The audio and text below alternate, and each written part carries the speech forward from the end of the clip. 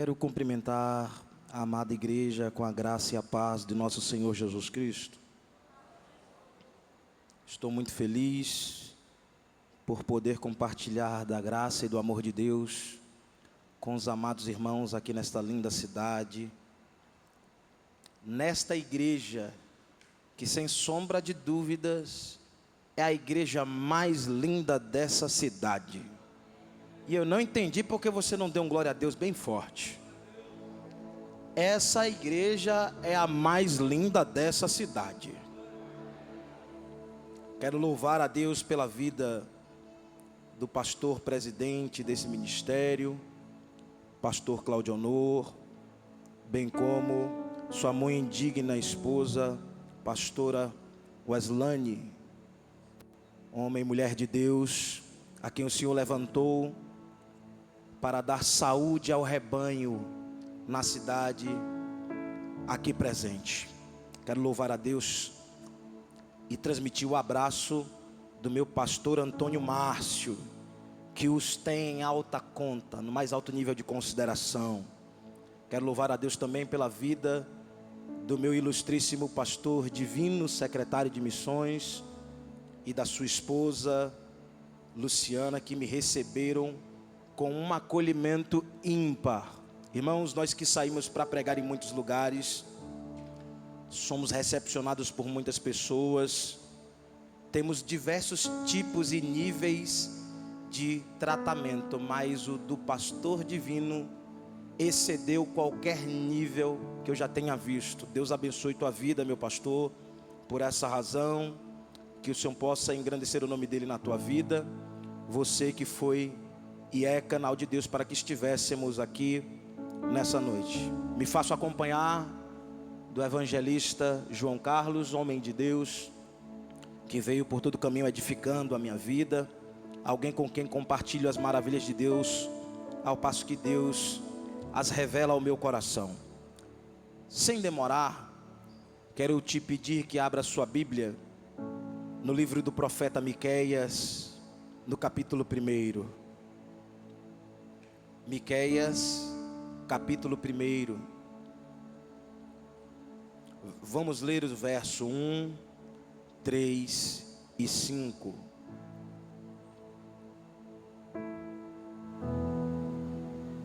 Miqueias, capítulo 1, verso 1, 3 e 5. Quem achou, diga A. Não, diga achei. Quem não achou, diga me. Não, diga me espere.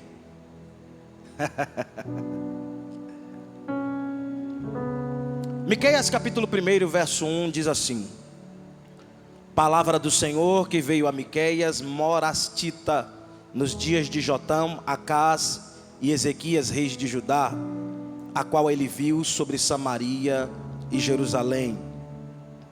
Porque eis que o Senhor está para sair, verso 3, do seu lugar, e descerá, e andará sobre as alturas da terra, e os montes debaixo dele se derreterão, e os vales se fenderão, como a cera diante do fogo, como as águas que se precipitam num abismo.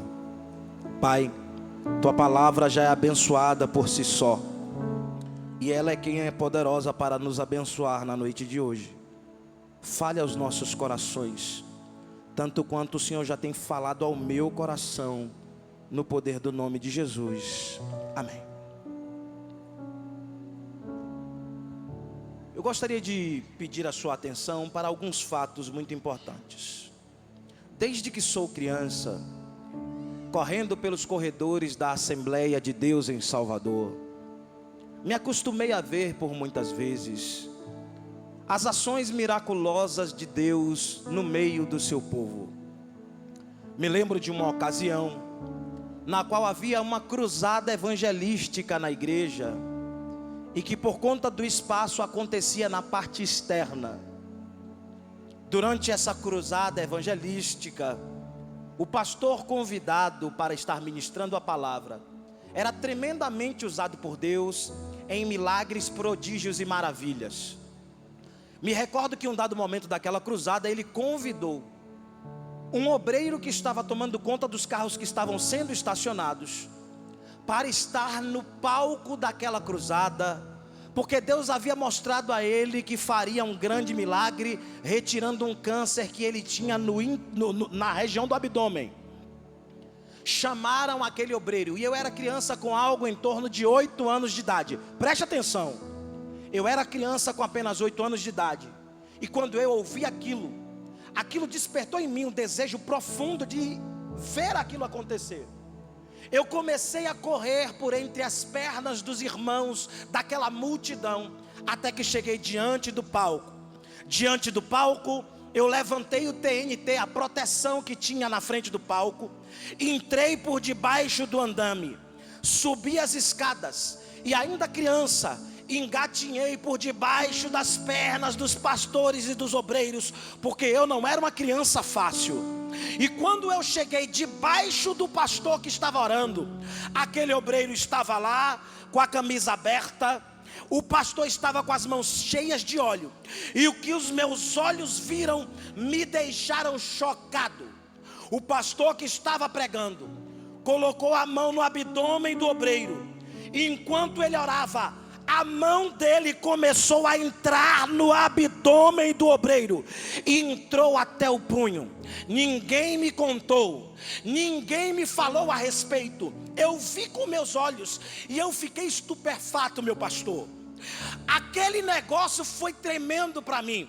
E quando ele começou a tirar a mão do abdômen do obreiro, tinha um tumor nos seus dedos, e ele dizia: olha aí, olha aí, olha aí, a glória de Deus está aqui, a glória de Deus está aqui, a glória de Deus está aqui. Naquele momento, acendeu-se uma centelha na minha alma. Naquele momento, ainda criança, eu entendi que eu queria ser profeta de Deus, enviado onde Deus quisesse me enviar, para ver prodígios e maravilhas de Deus acontecer. Olha para essa pessoa do seu lado e diga para ela: meus ouvidos são um termômetro que mede o nível de pentecostal que você é. Meus ouvidos estão aqui para apurar se você é quente ou frio. Agora olha para ele, vê se ele é quente ou frio. Cadê?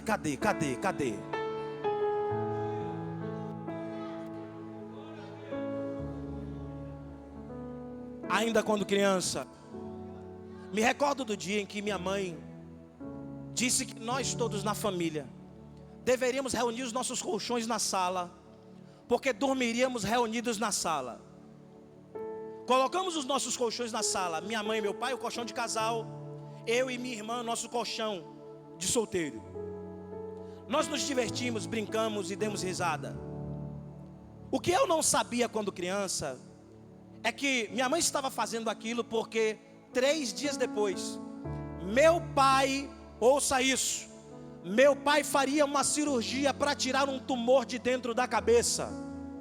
Um tumor que estava próximo à região do ouvido. E daqui 3 dias meu pai faria essa cirurgia. Hoje adulto eu entendo, minha pastora, que minha mãe queria criar memórias em nós de momentos felizes com meu pai, porque era possível que 3 dias depois o pior pudesse acontecer. Mas minha mãe é mulher de oração. Minha mãe é daquelas que tem a marca preta no joelho. Minha mãe é daquelas que tem um calo no meio das pernas de curvar os joelhos diante de Deus. E depois de toda a brincadeira e todo momento em família, ela disse: agora vamos nos ajoelhar, vamos orar a Deus pelo papai. Nos ajoelhamos, oramos a Deus. Eu ouvia os gemidos da minha mãe, eu ouvia os clamores do meu pai, e eu era criança e não podia compreender o porquê, depois de um momento tão alegre e feliz, havia uma intensidade tão grande de lágrimas. Eu não entendia, mas Deus sabia. Oramos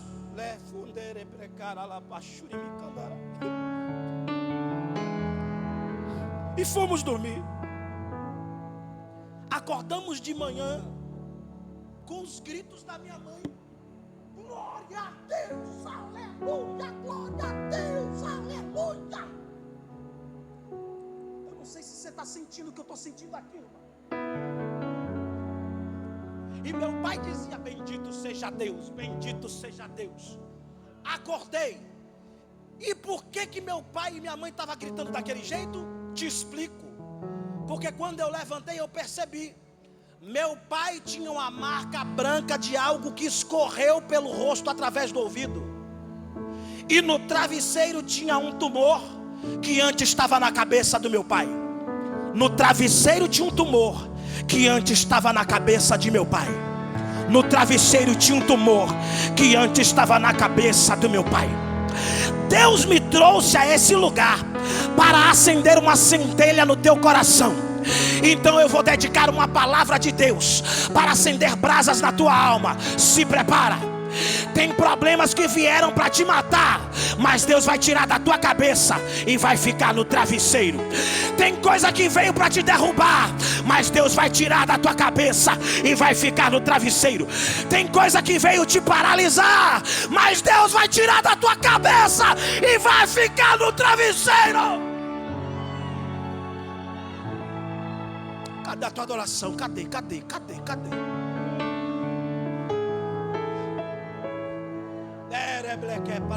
Já vejo gente chorando aqui. Pastor, estou sentindo uma atmosfera diferente nesse lugar. Minha carne está trêmula, porque Deus está abalando estruturas nessa noite.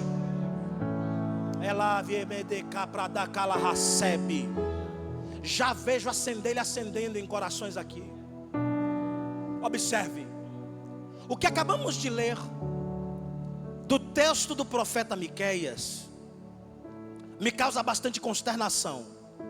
Compreenda, Miqueias é um profeta da cidade de Moresete Gate, a cerca de 40 quilômetros ao sul de Israel, próximo à fronteira com os filisteus. Miqueias é um profeta pequeno, numa cidade pequena, levantado por Deus para pregar uma mensagem a um povo comum, em um dia simples. Mas em um dia simples, um dia comum, um dia corriqueiro, ele ouviu a voz de Deus. Segura, porque eu vou te explicar o que eu quero te dizer. Tem dia que é comum, numa vida que é comum, numa pessoa que é comum, e esse dia que é comum se torna extraordinário. Por quê?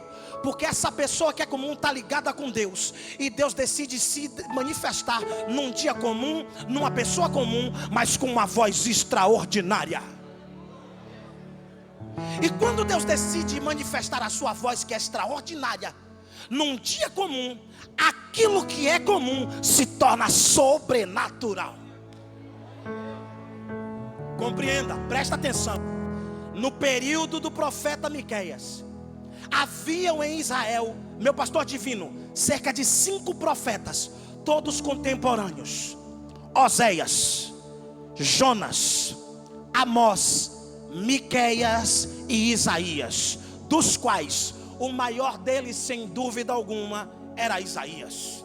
Isaías era um profeta tão grande que os teólogos gostam de se referir a ele como o profeta messiânico. Os teólogos gostam de se referir ao livro do profeta Isaías como uma espécie de mini Bíblia, porque o livro de Isaías tem 66 capítulos, assim como tem 66 livros a nossa Bíblia Sagrada. Os primeiros 39 capítulos do livro de Isaías refletem o período da condenação do pecado em face ao rigor da lei, tanto quanto acontece no livro sagrado. Nos seus primeiros 39 livros é o período da lei, é o Antigo Testamento. Agora, nos 27 capítulos posteriores, Isaías fala do enviado de Deus, a quem ele chama de maravilhoso, conselheiro, Deus forte, Pai da eternidade, príncipe da paz, Emanuel, Deus conosco. E aí ele vai ser chamado de profeta messiânico, porque esses últimos 27 capítulos refletem as verdades da graça, a verdade da nova aliança, das boas novas de Cristo, tanto quanto faz os últimos 27 livros da Bíblia, o qual nós chamamos de Novo Testamento. Ora, Isaías era um profeta grande. Ele profetizava dentro do palácio.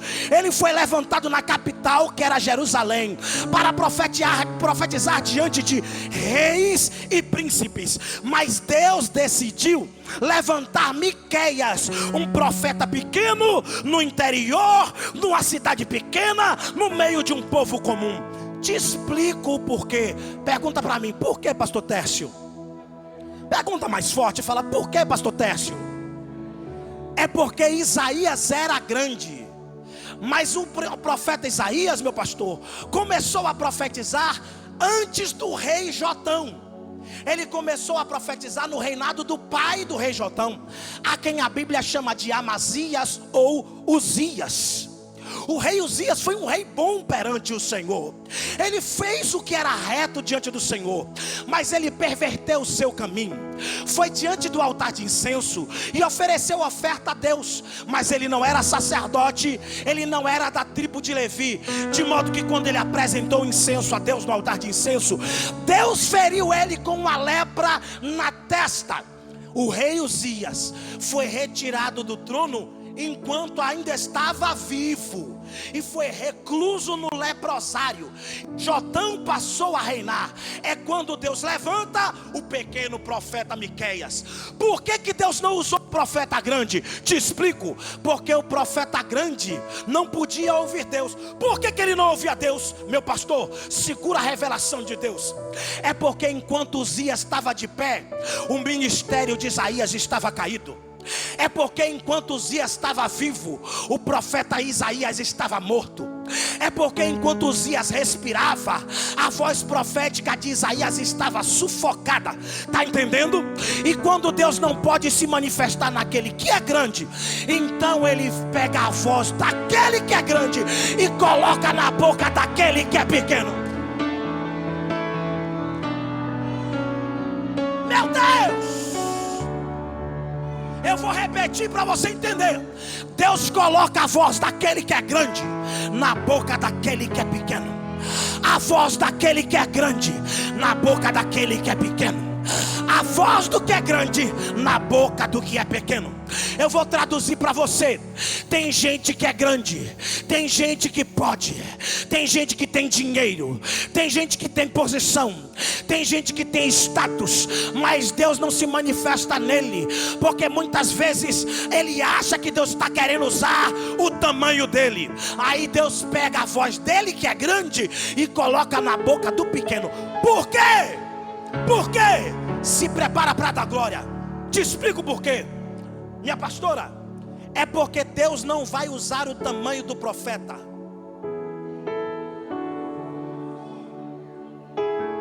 Sabe por que Deus não vai usar o tamanho do profeta?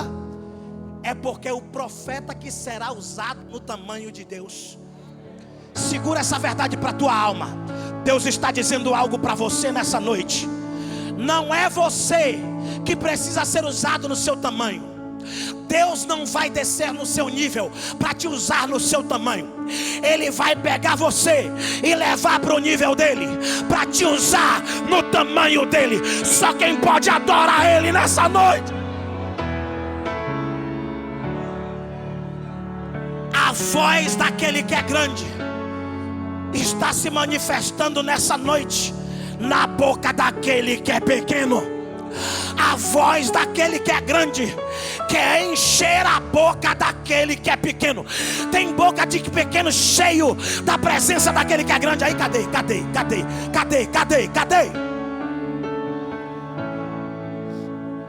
Aleluia. Louvado seja Deus. Só esse início de mensagem nos mostra uma grande verdade. A verdade de que muitas vezes Deus não usa quem é grande, não porque não possa usar, não porque não queira usar, e sim porque aquele que é grande, às vezes, eventualmente, não está disponível para Deus. Deus não precisa da sua habilidade, Deus não precisa do seu dinheiro, Deus não precisa da sua posição social, Deus não precisa do tamanho da sua casa, Deus não precisa do documento do seu carro. Deus só precisa de um coração disponível. Deus não está procurando quem tenha um maior cargo, Deus está procurando quem tenha a maior entrega. Deus não está procurando quem tem a maior casa, Deus está procurando quem é o melhor templo. Deus não está procurando quem é mais poderoso para os homens, Deus está procurando quem quer ser mais cheio da presença dEle.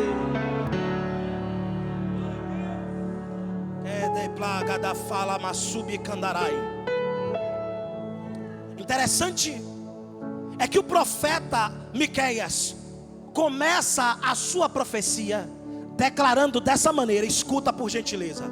Ele diz: palavra do Senhor que veio a Miqueias em visão.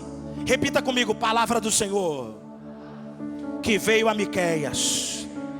Então diga de novo: 1, 2, 3. Há de se imaginar, pela lógica, de que já que Miqueias era homem de Deus, ele tinha o costume de buscar a palavra, ele tinha o costume de ir ao encontro da palavra, ele tinha o costume de correr para a palavra. Só que o que acontece nesse dia, que é um dia comum, um dia simples, numa cidade pequena, numa cidade comum, é que a palavra de Deus não é Miqueias quem vai atrás, é a palavra de Deus que vai atrás de Miqueias. Você não entendeu? Vou te explicar de novo. Não é Miqueias que vai buscar a palavra, é a palavra que vai buscar Miqueias. Não é Miqueias que vai procurar a palavra, é a palavra que vai procurar Miqueias. Quando a palavra vai procurar Miqueias, algo tremendo se sucede. O quê? A palavra que foi buscar Miqueias dá a ele uma visão. Tem gente, meu pastor, que busca a palavra e não entende, busca a palavra e não enxerga, busca a palavra e não tem destino, busca a palavra mas continua sem orientação, busca a palavra mas não tem visão, busca a palavra mas continua cego. Mas você precisa continuar buscando a palavra. Até quando? Até quando a palavra te buscar. Ei, você não entendeu? Não te explico. A Bíblia diz assim, ó: pedi, pedi, eu não ouvi. Pedi, pedi, batei, batei. E ao que buscar, então a verdade da palavra para a nossa vida é: aquele que bate vai se abrir. Quando? Não é quando você bate, é quando você bate até que se abra. Aquele que busca vai encontrar. Vai encontrar quando? Não é quando você busca, é quando você busca até que você encontra. Não é apenas para quem pede, é para quem pede até que recebe. Então o que Deus está dizendo? Miqueias buscou tanto a palavra que chegou o dia que foi a palavra que buscou Miqueias. E quando a palavra encontrou Miqueias, deu a ele visão. Ah, você não entendeu? Quando a palavra te encontrar, vai abrir tua visão, vai te dar entendimento, vai mudar as coisas para você, vai liberar destino. Posso me recordar do cego de Jericó, aleluia, ou melhor, o cego Bartimeu, que estava no caminho, enquanto Jesus passava, rodeado por uma grande nuvem de testemunhas ali, uma grande multidão. Presta atenção nisso aqui. Jesus está passando com uma grande comitiva. O cego sabe que Jesus está passando por intermédio do que ele ouve das pessoas. Ele começa a gritar o quê? Mais alto: Jesus! Jesus, filho de Davi. As pessoas dizem: cala a boca, cego. Ele grita mais alto: Jesus, filho de Davi. As pessoas dizem: para de incomodar o mestre cego. E ele diz: Jesus, filho de Davi. Quando o meu pastor ele diz Jesus, filho de Davi, ele está fazendo uma referência à palavra, porque é o próprio profeta Isaías que declara que o enviado de Deus, ele vem da raiz de Jessé, e ele é filho de Davi. Sabe o que aquele cego estava fazendo? Meu pastor divino estava buscando a palavra. Mandaram ele parar. Por quê? Porque ele não enxergava. Ele buscava a palavra, mas não tinha visão. E disseram: para, cego. Ele disse: não paro. Por quê? Porque meu papel é buscar a palavra. Jesus, filho de Davi.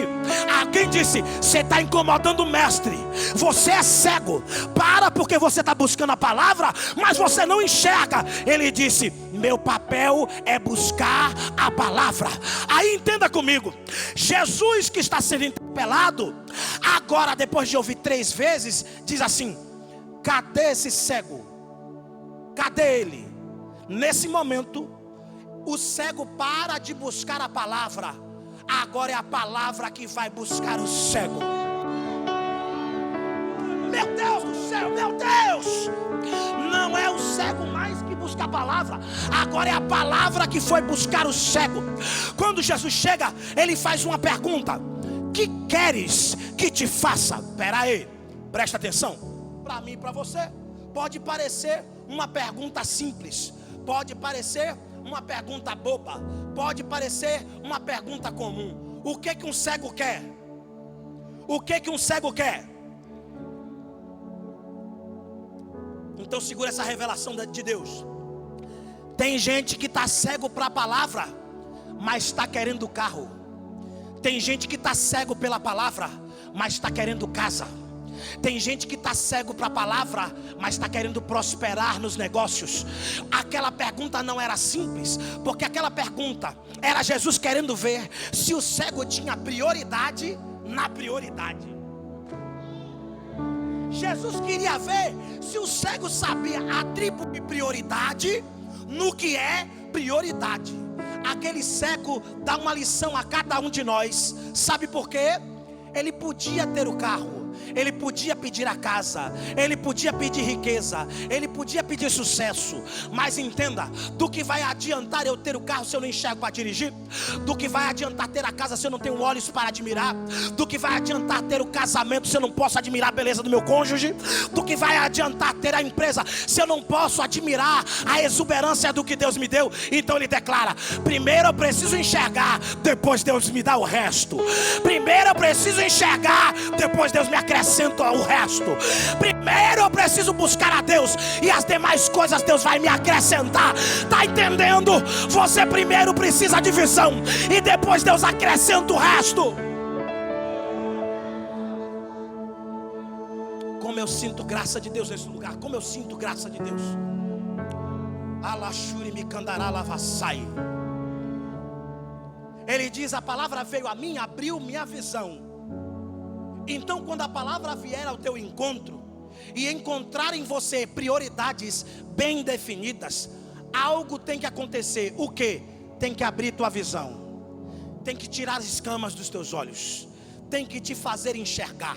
A palavra não vem sem objetivo, ela não se manifesta sem propósito. Quando a palavra vem, ela te dá destino. Quando a palavra vem, ela te dá destino. Quando a palavra vem, ela não deixa você ficar parado onde você estava. Ela vem para te fazer ir mais longe. Ela vem para te fazer ir mais longe. Ela vem para te fazer ir mais longe. Está entendendo o que eu quero dizer? Escuta. A palavra se manifestou a você para abrir a sua visão, para te dar o entendimento. Que entendimento, pastor Tércio? Te digo, tem gente que é maior do que você. Tem gente que é melhor do que você. Tem gente que sabe mais do que você. Tem gente que tem mais dinheiro do que você. Tem gente que tem um cargo melhor do que o teu. Tem gente que dirige um carro melhor do que o que você dirige. Tem gente que mora numa casa mais bonita do que a tua. Mas a visão de Deus é para você. É para te levar para um nível espiritual extraordinário. Tem gente melhor, mas foi você que Deus decidiu manifestar. Tem gente melhor, mas foi você que a presença desceu. Tem gente melhor, mas foi para você que Deus decidiu se revelar.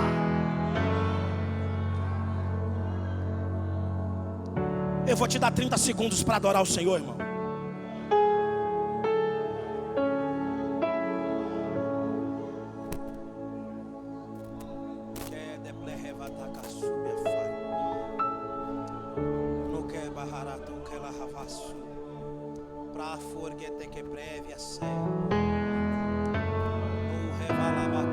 Deus já está falando comigo aqui forte.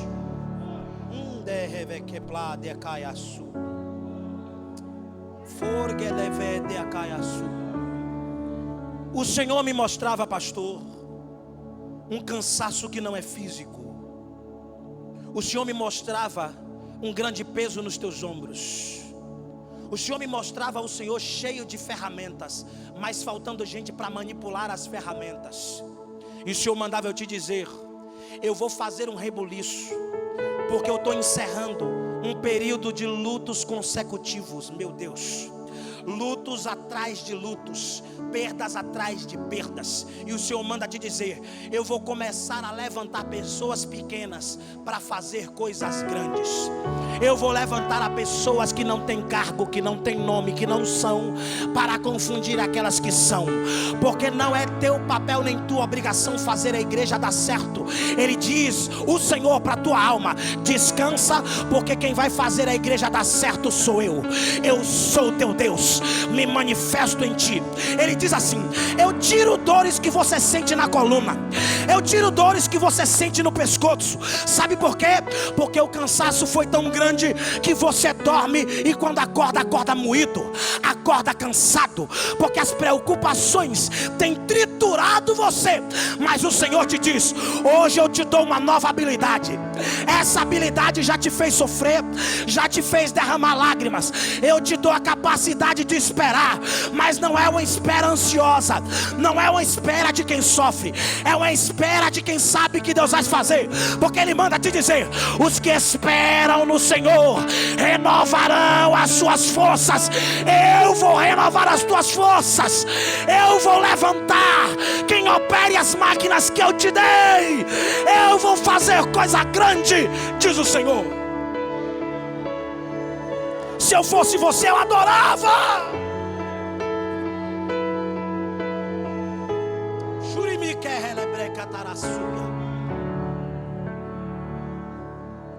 Tinha um profeta grande no palácio. Então por que Deus vai usar um profeta pequeno no campo? Tinha um profeta grande em Jerusalém, na capital. Então por que Deus vai usar um profeta pequeno no interior? Tinha um profeta grande diante de reis. Então por que Deus vai levantar um profeta pequeno diante de agricultores?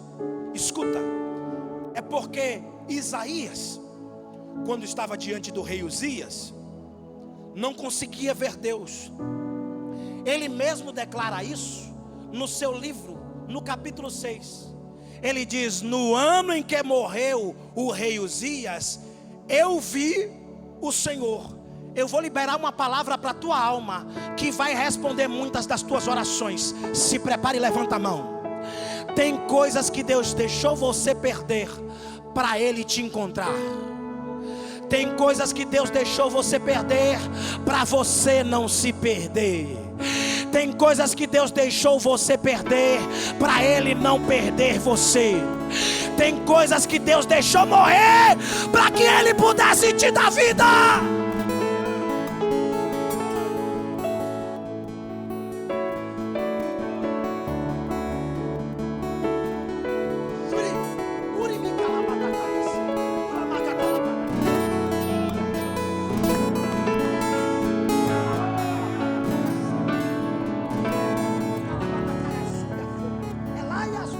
essa. Escuta isso.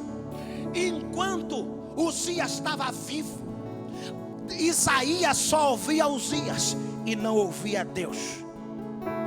Enquanto Uzias estava vivo, Isaías via Uzias, mas não via Deus. Deus está dizendo: eu matei relacionamentos para você parar de olhar para os relacionamentos e olhar para mim. Eu matei aquela fonte daquele pistolão político para você parar de olhar para ele e olhar para mim. Eu matei aquele contrato para você parar de olhar para o contrato e olhar para mim. Mas eu tenho uma boa notícia: no ano em que morreu Uzias, viveu o Senhor para Isaías. No ano em que caiu Uzias, Deus se ergueu para Isaías.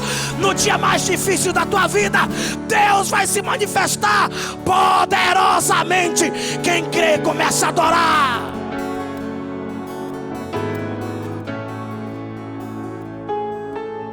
Meu Deus, fica de pé, já estou terminando, falta 5 minutos apenas.